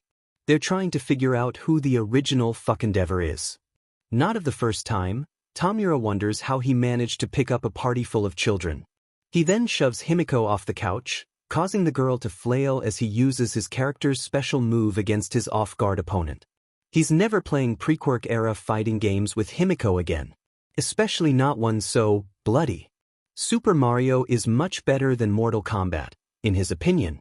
Hey there. The boy by the tree startles, moving backwards. Right, Izuku reminds himself, people like personal space. And not having practically strangers, though really in Izuku's books, they're already friends, appear almost out of nowhere. Mind Control Boy gives him what would have been a death glare had his quirk been different. But he isn't backing away. Izuku takes that as a win. Do you want to practice your quirk on me? You have a quirk that would be quite helpful in heroics, really. There's so much potential there. You could calm people down, de-escalate situations before they can escalate. It'd be really helpful in situations where people are losing control of their quirks. Often crimes these days are people losing control and causing damage. It has to do with an emotional stress they don't know how to cope with. You could help a lot of people with it. And really, that's just the lighter side of things, but you want to be a hero, right? I think you'll be great at it. Shinso just stares. Does the heroics kid even need to breathe? Oh, I could go on and on about it, and I'd love to try it myself someday, but I don't think I'd be able to bring myself to give it back dash. What does that even mean? So I probably shouldn't. But I'd love to learn more about the inner workings of the quirk, and really if the 7th hadn't given me a very disappointed look during our match, she's scary you know, I would have just let myself stay under your influence to figure it out. Missed opportunity. But I'm guessing you didn't know physical pain could counter it? Oh, but now I'm curious dash. Midoriya is a really weird kid. One day, the man in the suit and the doctor lose him. Their search is frantic, and he knows they are worried. They worry about him a lot, about the way he is developing, reacting, growing. He is not like the others before him, he is stable and alive, with the capacity to grow just like other people. But he came out of the tank numb, a blank slate. And then he went to preschool and school, and for a while, he was able to gather experiences. Then Kakken and betrayal and hurt, and it turns out that being just like other people hurts, too. Because he isn't just like other people, he's Izuku. The man in the suit is the one to find him, curled up in his old tank. There is no liquid filling it, no darkness to take him under, but it is still a familiar comfort all the same. The man slowly pulls him out, cradling him close. We were worried. The man in the suit says. He sniffles, liquid drops pool from his eyes as he buries his face in the man's. It's gross and strange, just like everything outside his tank. I'm sorry. It's the first time Izuku cries. Aizu, can I join you tonight? I want to go out as you. Of course you can. Oh God, there's 2 of them. Aizawa looks at the hoarders standing in front of him in the alleyway, one demonstrating to the other how to swing the metal bat in their hand just right to hit the average adult male in the ball. He decides to call it an early night. Izuku has always liked taking a hands-on approach. Sure, strategy is arguably his thing, but there's just something so fulfilling about being an active contributor to his own plans. Of course, this extends outwards into his habit of enforcing vigilante justice and snooping around places he probably shouldn't be by himself. Oh well, his dad has never seemed to mind, even after the whole was given one for all and applied for the hero course thing, and the league is very used to his antics. Besides, he looks to the Numu who was once Stain. Not the doctor's best work, but it's intriguing to see what has been done. How this new Numu can be useful with a foundation of a hero killer. He then looks to the exact replica of himself riding on the Numu's back, holding one of his less favorite baseball bats like it's a treasure. He isn't out hunting alone tonight. Kurojairi may have needed a break from the other Numu that had been lurking in the corner of his bar for the last few months and sent him out with Izuku for extra protection. The man knows full well Izuku can handle himself, Thank you very much. He'd just rather not look at his less well-made counterpart every so often. Garaki's work on Stain was shameful in comparison really. Problem child. Hypothetically speaking, if you uncovered a Yakuza organization making illegal, Quirk-destroying weaponry, and then found out the boss has been keeping captive and hurting a little girl while also taking advantage of her extremely powerful Quirk to make said Quirk-destroying weaponry, what would you do? Problem child. Hypothetically, of course. Shoto stares at the message on his screen, fingers hovering. He's in bed with his lovely husband Hisashi, the other man stirring at the light coming from his phone. It's 2:15 in the morning and he would very much like sleep away the horrifying image of two problem children that, realistically, will haunt his nightmares for at least a week. There is a bubble at the bottom of his screen, showing that the person messaging him is going to keep going. Maybe he should offer some advice. Be a good hero and tell the kid to go to the authorities and let the pros deal with the situation. Except, no one has been willing to touch the Overhaul case since incidents started cropping up that could be linked to the man. He is too dangerous, and even the pro heroes are afraid to jump into action. That he's torturing a little girl won't change that. Maybe that's why he doesn't tell the kid to go to the police. Maybe it's the early hour, maybe it's his jaded views on the legal system. Or maybe it's his husband's warm arms slowly pulling him in close. Maybe he just isn't that good of a hero. What was that old meme again? Maybe it's Maybelline. Problem child. Never mind, I'm already holding the child, hypothetically of course. Have a good night, sensei. Shoto huffs. Stay safe, problem child. Overhaul is later found outside a police station, tied up, looking like he has been bludgeoned with a baseball bat. The Yakuza boss is a fearful, traumatized shell of his former self. And he has been rendered quirkless. Yagi's blood runs cold when Mesa contacts him frantically about that last bit. Tamura looks at the list in his hand, lightly scratching his neck with the other. He then looks to the line of people in the bar. Back to the list. Squinting, he reads out, "What is your reason for wanting to work for us?" After the incident with a little-known hero with terrible acting skills going undercover that he had recruited, who only lasted 5 minutes before Izuku got back and ruined said hero's career, and the incident with the strange purple-bald SEC offender, and that one time he tried to recruit a very scary old lady who'd walked into the bar on accident looking for her pet fish and who was really more than happy to help such a sweet young man, but she isn't getting any younger, but she'll make sure to bring them a home-baked pie sometime. It had been decided that Tamura wasn't allowed to be on recruitment duty without consulting Izuku. Thankfully, the limited edition sensei, Gremlin form, wrote up a guide specifically to help Tamura with recruitment. The scary old lady still brings them freshly baked pies once a week. This is Eri-chan. She'll be staying with us for as long as she needs. Izuku, I've always wanted grandchildren, but I never expected you to be so irresponsible. You've never wanted grandchildren. Dr. Garaki says from where he is crouched down, examining the small, malnourished child that had been presented to him moments prior. I would know if you did. And neither of you know if I'm actually capable of reproducing. Izuku adds. Which, as always, thank you for respecting my boundaries and bodily autonomy. Oh, and by the way, Eri-chan has a quirk that can rewind organic material that's activated by physical touch, but she can't control it very well. The doctor doesn't give any outward response, but he is a bit more careful in making contact with the girl from then on. And I've got Overhaul now, so we have options in healing you, Dad. Your dad is hurt? Eri pipes in, voice small. All for one isn't visible to her, sitting on his chair, surrounded by darkness in his poorly lit lab. And my curse can help? It can. Izuku smiles at her. But only if you want to. She beams up at him. I want to help. Young Midoriya. The skeletal man addresses. The two of them are in an office adjacent to the teacher's lounge, a private space. The man's mouth is pulled down, his hollowed-out eyes and fragile figure only adding to the serious air he is giving off. We need to discuss some things about One for All. Himiko, disguised as Izuku, blinks. Yes. Don't panic, Himiko. This whole day has been good infiltration practice. It even has the Izuku stamp of approval. She'd been itching to meet his school friends and see what it was like, even if she couldn't go as herself. The only condition being she stay as far away from someone who looked like a skinny, unhealthy All Might. A shame Izuku couldn't join her, but having two of him around would be mighty suspicious surrounded by heroes.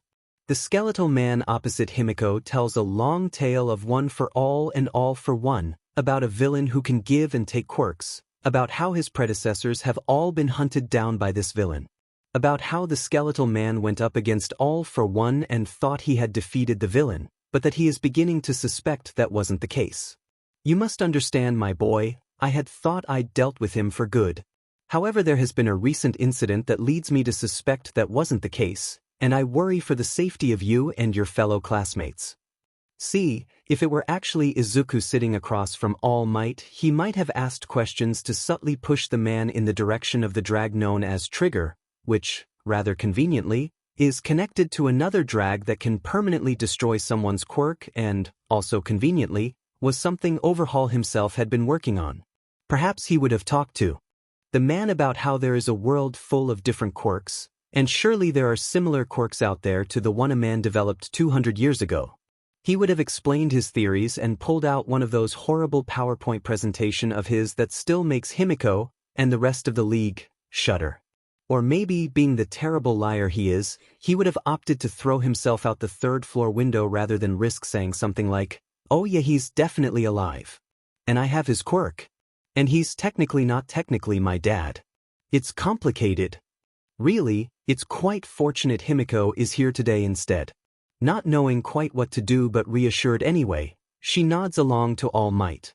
If the one-sided discussion about upping training regimes and spending more time focusing on mentoring and sending Izuku to go and train with someone who has experience with previous one-for-all holders is anything to go by, it doesn't seem like her choice in action raised any suspicion. The only reason it doesn't is because All Might never took the time to get to know enough about Izuku to be able to recognize when someone is definitely not him. Otherwise, the reassuring smile Himiko gives him would have given her away then and there. Instead, All Might makes a note to teach young Midoriya to smile in a way that is less happily murderous. Oh, when Himiko tells Izuku what happened, he's going to cry. She doesn't like it when he cries. It's much better when he bleeds, his blood is much prettier. Izuku does, in fact, cry. Just a little. So really, he's going to be getting even less sleep than usual now. Shoyuta stares at the shelves of tea, Hizashi chattering next to him. One hand is clenched around the handle of his shopping basket, the other is hovering over a specific brand of loose-leaf green tea. Hizashi pauses when he notices what he's hovering over. Shoyuta, wasn't that Oboro's favorite dash? His husband remembers. Of course he remembers. They all remember, except the one person who doesn't, clinging to everything they can of their lost friend. And it's silly of him, really, to be thinking about this so much, especially after so long. But Shoyuta has been going to the bar for coffee whenever he's in the area, and he's been taking more time to patrol the area, and there's something. There's definitely something. He puts the tea in the basket. A gift for his new, old, friend. Izuku takes one look at Gran Torino lying sprawled out on the floor, turns around, and goes back the way he came from. The action is very reminiscent of how Tamura left the USJ. All Might isn't going to be happy with him, but then, what else is new? Young Midoriya. All Might says. As predicted, he does not look happy. I have been told you didn't go to your training session with Gran Torino. I didn't. Izuku agrees easily. Maybe now is the time for him to stand up, to straighten his posture into something powerful and commanding, throw on a perfectly pressed suit and tie and reveal to the number one hero his betrayal. Except, it isn't really a betrayal. He isn't some evil mastermind set on destroying the world. He doesn't even like wearing suits, much to his dad's dismay. When 5-year-old Izuku pulled off a miniature replica of his dad's classic villainous overlord suit, threw it to the ground and kicked dirt all over it, the man had been in tears. Young Midoriya dash, All Might starts to continue, and it is no doubt going to be a lecture. Another statement of how disappointed the hero is in him. Something has to give. Something should have given a long time ago. All Might. Izuku cuts off. Did you know that one for all isn't a quirk that stockpiles strength, but one that stockpiles experiences and quirks? No, of course he didn't. The man looks baffled. I've been spending my spare time learning how to use each of the other holders' quirks. I've spent it training and learning, and I've been working on my physical body. Because the physical power aspect of the quirk will tear me apart piece by piece if I don't prepare myself before using it. He demonstrates his words by using float. Perhaps it's cruel to so blatantly use the 7th quirk in front of the 8th when there is undeniably a history between the two of them, something raw and ugly and shrouded in tragedy. But Izuku is tired of this little dance. He doesn't leave the quirk activated for long, dropping back into his chair with ease. All Might looks even more sickly pale than before, like he has seen a ghost. My boy, the number 1 hero starts. Why didn't you tell me? Izuku blinks at the man, a smile tugging at his lips. It's a bitter thing, his smile. It was never brought up. You've never asked me anything, is left unsaid, but Izuku thinks he gets the point across. Something like recognition flickers in yellow pools as Kurogiri accepts the gift being handed to him. He takes the box from Shoyuta before setting it to the side on the bar counter with a thank you. They stay there in silence, Shoyuta sitting with the bestim, coffee in his hands, and Kurogiri behind the bar. The air feels heavy with something unnamed, a tension that shouldn't be there. A hesitance. Shoyuta is starting to think he has miscalculated, that he has been foolishly chasing ghosts and projected one onto his student's villainous associate. Then the warp user sighs, flickers. I used to know you from before, didn't I? And there it is, that spark of hope. I think so. Shoyuta answers honestly, because despite everything there is still a shadow of doubt, and what if he ruins some poor amnesiac's life by telling him he was someone he wasn't? You knew how to make my coffee exactly how I liked it in high school. It feels silly, now that he is admitting it aloud, what his suspicions are based on. I have flickers of memories, sometimes. Kurogiri explains. Things seem familiar, you seem familiar. But I do not want to know who I once was. I am happy now. Shoyuta blinks, something suspiciously wet in his eyes. Then that's what matters most. You deserve to be happy. Izuku looks up from the papers in his hand, homework, because despite everything he does, in fact, go to school, and while Eraserhead sympathizes with his group of villains and nightly activities, that doesn't stop the man from giving him homework, looks back down at them, then looks back up again. Kurogiri. He says slowly, calmly. White locks of hair that really needs cutting fall into illuminated eyes, intimidating. Internally, he's trying his best not to squeal like the excited hero fanboy he is. Who let the number 4 pro hero Hawks into the bar? Before the warp user can answer, said number 4 ranked professional hero Hawks beats him to it. I followed that one. He's gesturing with the casual air of someone who, if it came down to it, could take down most, if not all, of the league in a fight, to Dabi. Dabi, who probably knew the pro hero was following him and just didn't care. Of course. The a-hole. And I'm here to join the league. Izuku sighs. The spy? Why the commission would send one of the top 10 heroes to spy on an admittedly small, but with a 200-year-old supervillain providing the funding, so perhaps not so small, criminal organization is beyond him. Especially a spy so obvious. Oh well, it's not like Hawks knows there's a person in the room that can take his quirk. Even just using one for all, Izuku is fairly certain he can be fast enough to get to the pro hero and take before anything too destructive happens in the But let the recruitment process begin. What made you decide to come to the league instead of the other villainous organizations out there? The healthcare? Bullshit. Their healthcare is a doctor with an unhealthy fondness for human experimentation. Most people who go to him come back with their brains exposed, or don't come back at all. Where do you see yourself in 5 years? Well, if I don't figure something out soon, as a very roasted chicken. And why is that? I've been stealing Endeavor's ice cream for the past 3 months and he's finally figured out it was me. On the couch nearby, both Dabi and Shoto crackle. Taking advantage of the opportunity, Tamura pulls ahead of the two in the game of Mario Kart running on the TV. How does Endeavor even eat ice cream? Exactly. He doesn't, just lets it melt and go to waste like a monster. What do you see yourself achieving in life? And how does becoming part of the League tie in with it? I'd like to see hero society crumble and villains take control of the world. Izuku sighs. The room stills. Kurogiri lets out a sound that's suspiciously word-like, "Oh God, please no, not again. I'll be right back," he says to Hawks, ignoring the others. A minute later he returns from his room, setting up his trusty projector and powering it on. One long presentation about villainous stereotypes and the impact Quirk discrimination has on the rise of criminal activity, a definitely failed job interview and the discovery of Endeavor's missing son later, and Hawks is about ready to curl up into a ball and cry. Why did the commission give him this job?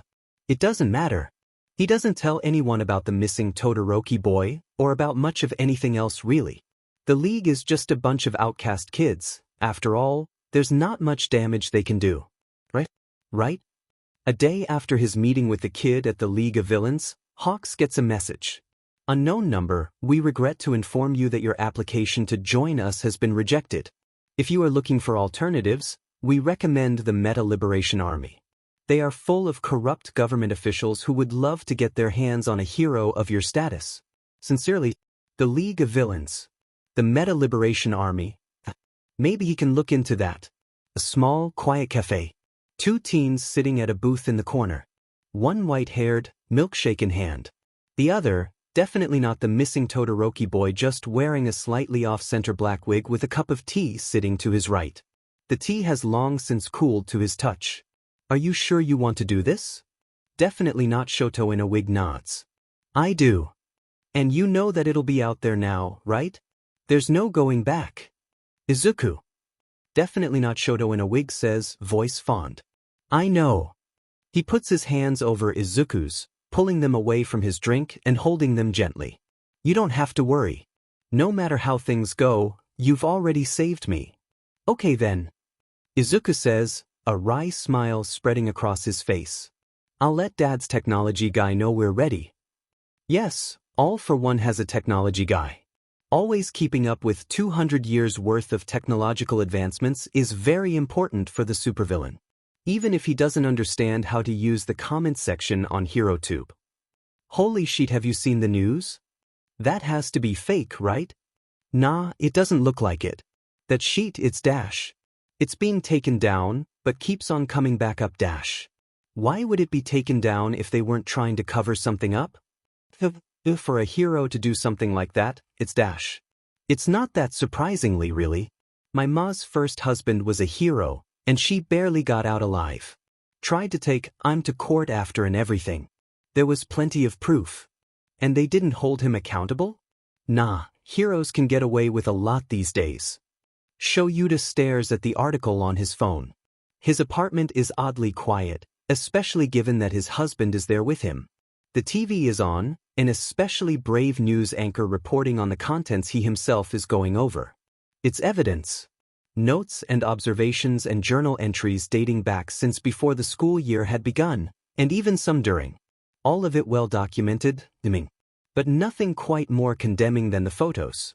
Burns and bruises, some dating back 2-3 years. He suspects that it has been going on much longer than that. No, he knows it has been. Shoyuta. His husband sounds calm. Too calm. The man is as angry as Shoyuta himself feels.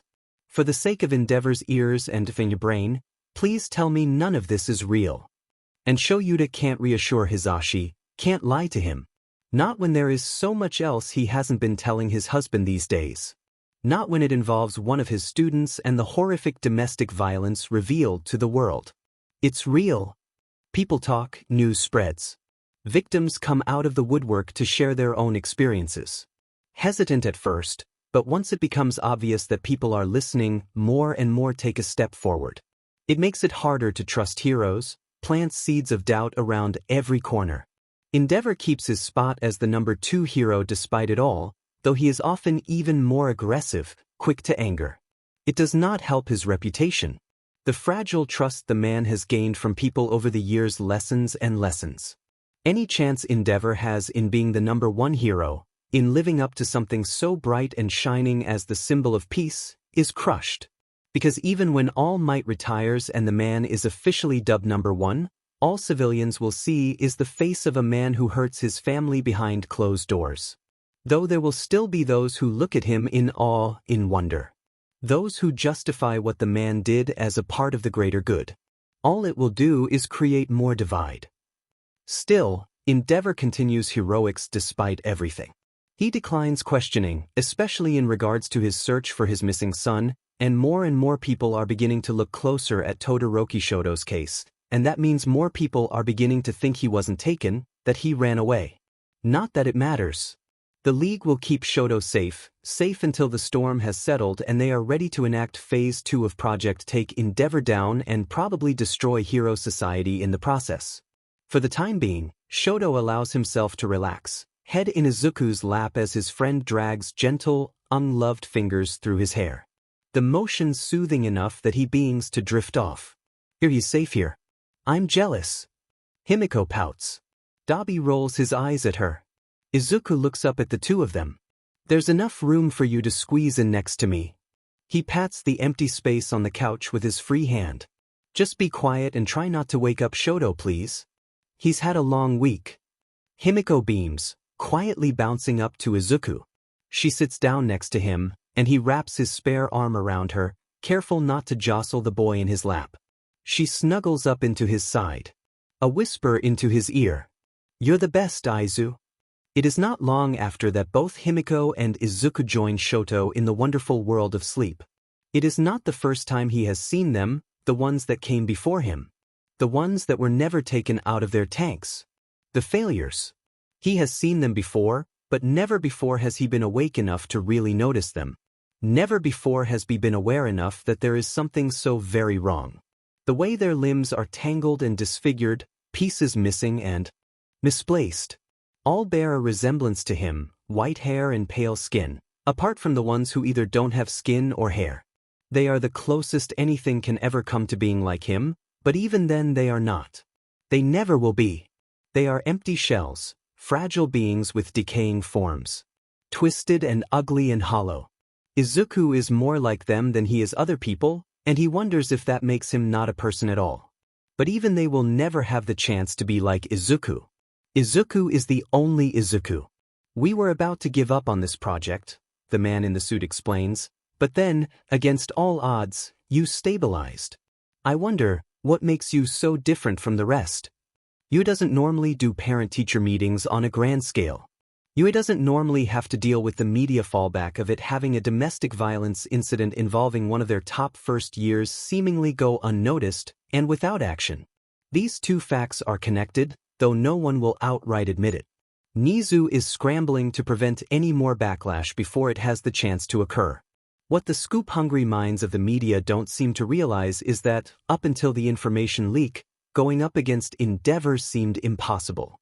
That in most cases of domestic violence, UA handles them with professionalism, the resources to make sure their students are safe. And on the occasion they aren't able to something, often the perpetrators are confronted by a shady figure and a baseball bat these days anyway. It still is impossible to go up against the number 2 hero for the most part. Shoyuta has a sneaking suspicion it won't be like that for long. He also has a suspicion that the next few weeks of overtime are going to be an absolute nightmare. Parent-teacher meetings are coming up. Well then, All for One, back in his prime with a full set of hair and healthy, smooth skin, says, "We can't disappoint that homeroom teacher of yours, now can we? I've been eager to meet him." He's reacting exactly as Izuku predicted. That crosses out asking if Kurogyari or even Garaki can go instead. Time to compromise. Also, you look like you're in your late 20s and that might raise some questions, Izuku thinks. Knowing his dad won't listen, he says, "You're wearing a wig. And don't go looking for All Might to torment." Very well. His dad agrees easily enough. His dad is smiling now. This doesn't bode well.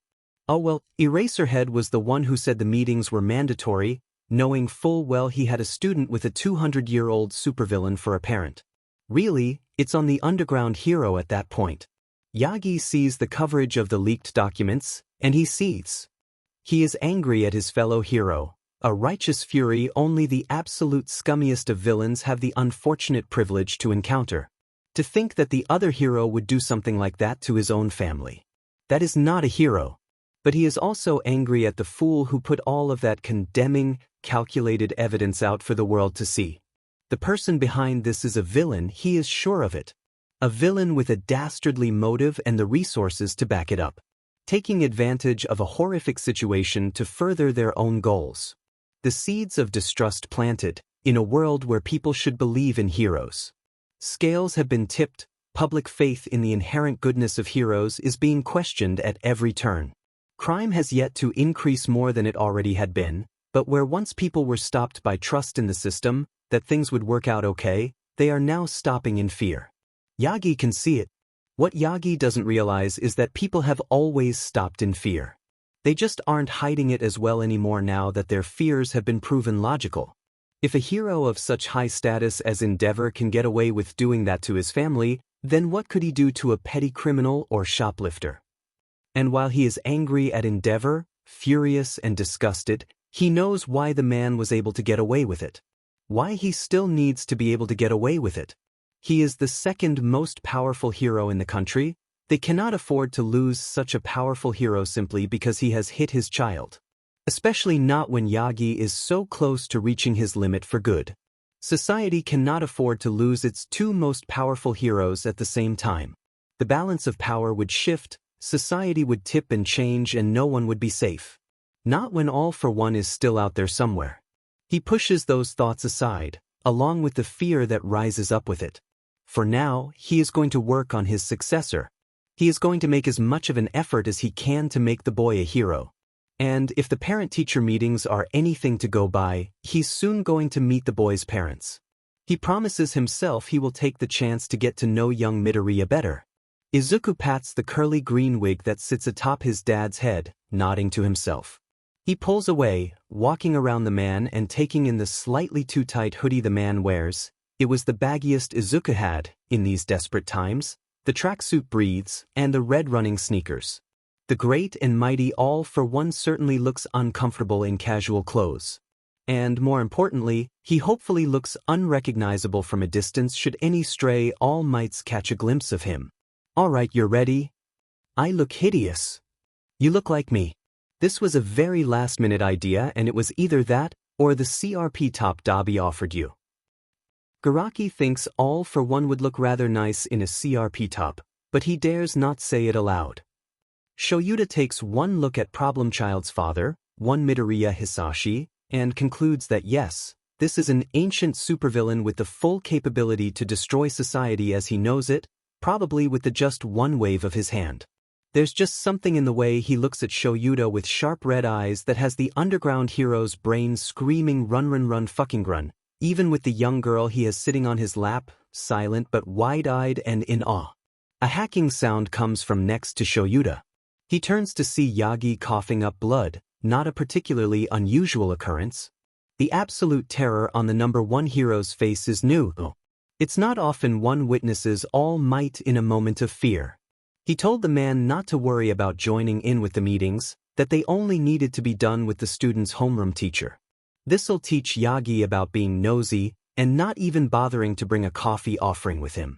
Shoyuta could really use some coffee right now. He wonders if Kurogyari would warp him one if he messaged. He probably would, the great friend that he is. The problem child looks like he's trying to hide how startled he is by the presence of All Might, as though the strategist of a criminal organization didn't take into consideration the possibility that his hero mentor might want to meet his father.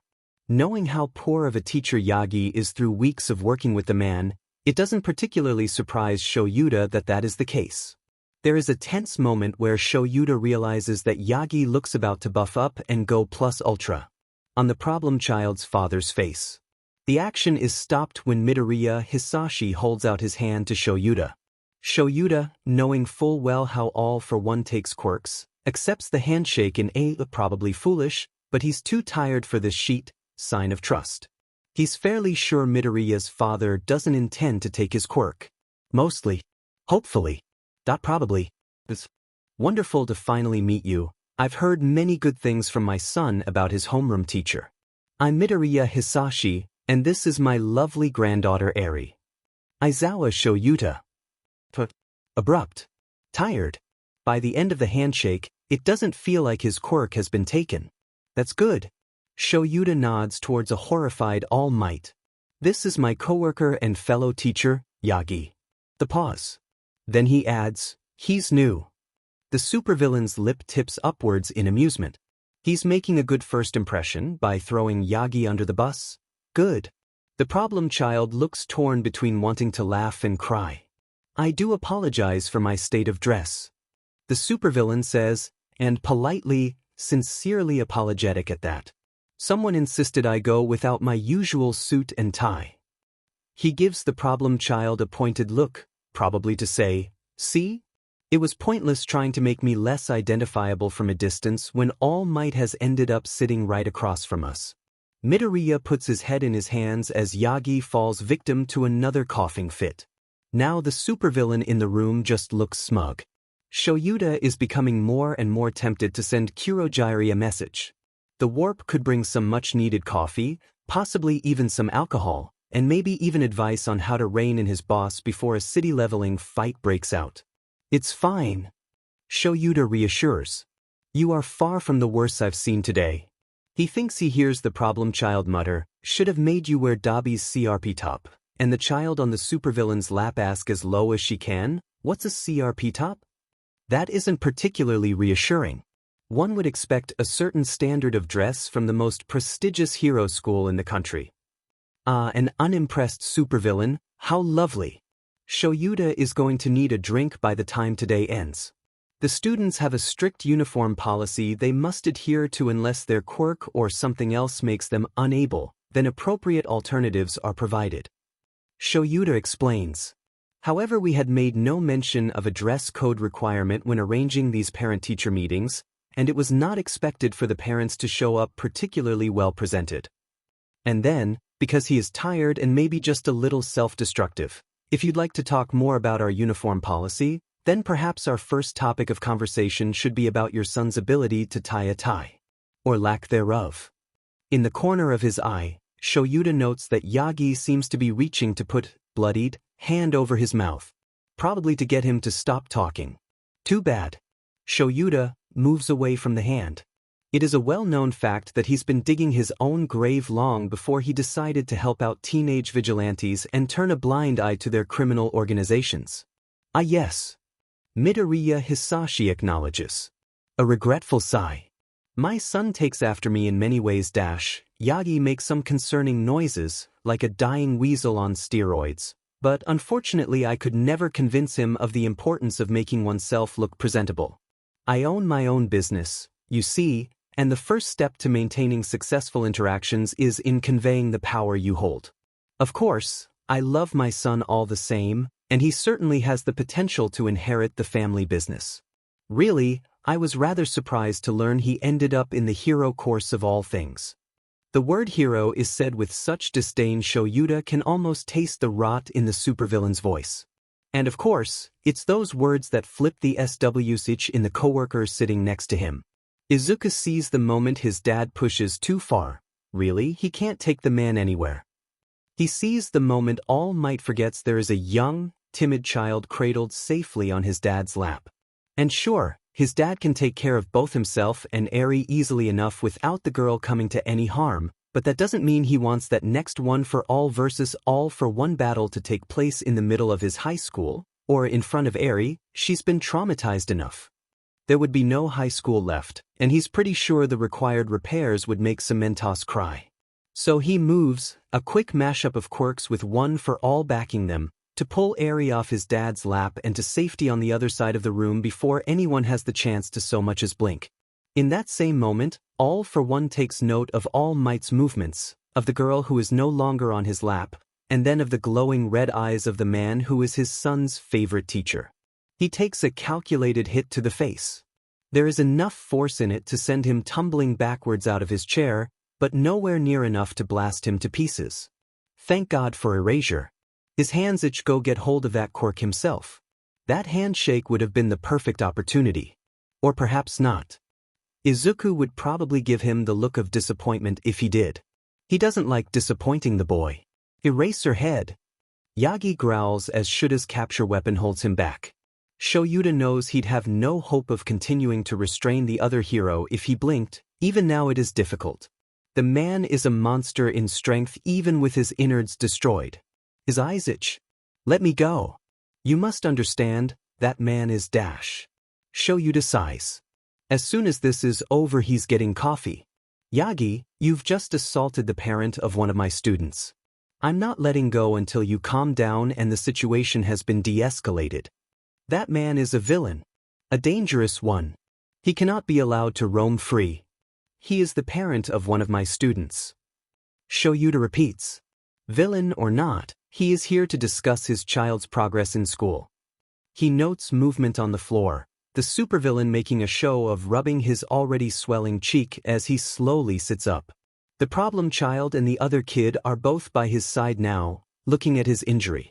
His student looks far more exasperated than worried. That's probably a good sign? Seeing the two children by the fallen man's side must strike something in Yagi. The strain on Shuta's capture weapon lessens until there is no longer any need for him to be using it. But he, the number one hero, starts looking lost. Weakly, he's wearing a wig. And so the supervillain is. It's crooked now, hanging to the side to reveal the short white hair beneath. Another thing my son insisted I do before coming. The supervillain brings a hand up to ruffle Aries' hair, then the problem child's, before moving to his feet and dusting himself off. Really, I can't say I'm impressed by what just happened, but I do appreciate your intervention, Eraserhead. I can see why my son likes you. I'd like to apologize for the actions of my coworker. Shoyuta says. I'd ask you not to press charges, but I think that's pointless. The supervillain laughs. Yes. Unfortunately, there wouldn't be much point in doing so. Heroes get away with so much these days. Why, even the number 2 is still getting away with Dash. Dad, the problem child cuts in, please stop antagonizing All Might. He's going into shock. It says something about his students that wasn't the worst parent-teacher meeting of the week. At least when Bakugo walks into the room with his parents, Shoyuta has had the chance to learn from his past mistakes and messages Kurogiri to warp him a coffee. Spiked with whiskey, of course. They're once again sitting in the office adjacent to the teacher's lounge. Mentor and student sitting across from one another in a tense silence. Yagi, after panicked calls to Gran Torino and Neomesa, has had time to calm down. To think about this rationally. To squash down the feeling of betrayal that just keeps bubbling up no matter how many times he tells himself there must be an explanation. Young Midoriya is a good kid, damn it. Young Midoriya. He starts. The pause. He is very out of his depth. There are two possibilities here, and he does not like either of them. Are you aware that your father is the villain all for one? The boy blinks at him. He's not technically my father, Dash, oh thank God, but yes, I did know. There's that betrayal bubbling up again. Or is that blood? Yagi coughs. It's both. Why did you never mention it? His successor shrugs, casual. Like his father isn't the worst villain Yagi has ever come across. Like the man hasn't killed everyone for all successor before the 8th. Like the boy knows, and just doesn't care. Like the boy is just like his father. You never asked. The original fuckendeavor was Fuyumi all along. How'd you find out, little bro? She posted a video of herself hitting Dad with a cast iron pan. She even gave a peace sign at the end. Dabi makes a note to pay their sister a visit sometime. And to maybe bring a peace offering.